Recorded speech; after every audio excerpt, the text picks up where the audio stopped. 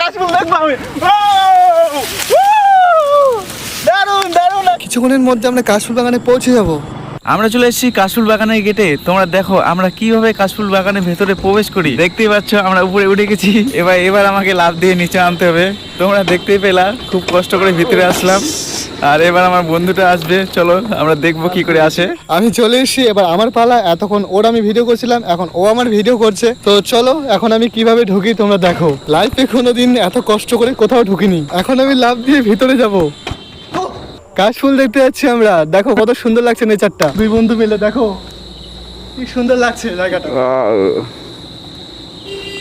গ্রাম বাংলার শরৎকাল এলে মানুষ যেন অপেক্ষা করে কাশফুলের সুগন্ধে মেতে থাকতে।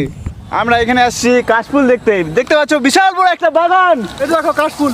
ও ভাই দারুণ লাগছে। চরম চরম। আমি লাইভে ফার্স্ট টাইম কাশফুল দেখলাম। চলো কাশফুল দেখবো আমি। দারুণ দারুণ লাগছে। এতগুলো কাশফুল জীবনে দেখিনি। কত সুন্দর লাগছে কাশফুলের বাগানটা।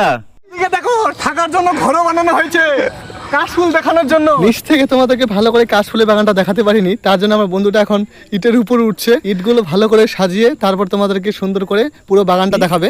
তোমরা দেখতেই পাচ্ছ এখনো আমার ইটগুলো সাজানো হয়নি। অনেক কষ্ট করে আমি ইটগুলো সাজাচ্ছি, এখনো সাজানো হয়নি, শুধুমাত্র তোমাদেরকে কাশফুলের বাগান দেখাবো বলে। এই যে কাশফুলগুলো তোমরা দেখতে পাচ্ছ, অনেক অনেক কাশফুল এখানে হয়েছে। আমাদের ড্রোন নেই, নাহলে ড্রোন দিয়ে দেখাতাম। আমরা তাই জন্য উঁচা করে দেখাচ্ছি উপর দিয়ে। তোমরা অবশ্যই সাপোর্ট করো যেন এরপরে আবার ড্রোন নিয়ে আসতে পারি। একদম আসো উপরে, চলো উপর থেকে দেখাই। শরৎকালে গ্রামে মাঠে ঘাটে নদীর ধারে যেখানে সেখানে কাশফুল দেখা যায়।